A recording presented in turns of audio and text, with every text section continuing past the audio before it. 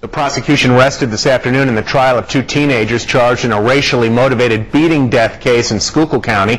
Newswatch 16's John Meyer is covering the trial in Pottsville, and he's live from there again tonight. John. Scott, after 3 days, the prosecution rested late this afternoon. Now, the DA's case consisted mostly of friends turning on friends, one after another. The four other teens who were there the night of the beating in Shenandoah took the stand, testifying against Piekarsky and Derrick Donchak. The last of those friends took the stand this afternoon. Piekarsky and Derrick Donchak have now heard the prosecution's case against them. They heard four of their friends take the stand and implicate them in the beating death of Luis Ramirez. Josh Redmond was the last one to testify. He said he was one of two boys who stood back and watched most of the fight, not taking part. He said nothing to us as he left court. Do you believe you got involved in all this? No comment. But Redmond did say a lot on the stand about what happened that night on Lloyd Street in Shenandoah last summer. He said Piekarsky led the group rushing toward Ramirez. He described Donchak fighting and saying racial slurs beforehand. Redmond said he didn't see Piekarsky deliver the final kick to an unconscious Ramirez, what prosecutors call the final blow to the head.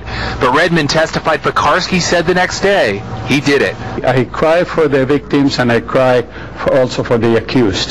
That's what Hazleton Hispanic activist Dr. Agapito Lopez said after watching some of the testimony. Regardless of what the charges are at the end of the trial, I know that this will live with them forever in their hearts for all the accused. And we've learned already one teen will serve prison time for this case. Colin Walsh pleaded guilty to federal civil rights charges to avoid this trial. He says he expects to serve at least 4 years.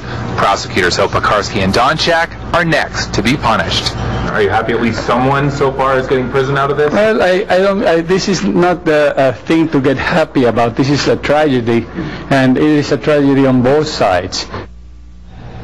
Now, Piekarsky faces a possible third-degree murder conviction in this case. Derrick Donchak is on trial for aggravated assault. Both face ethnic intimidation charges.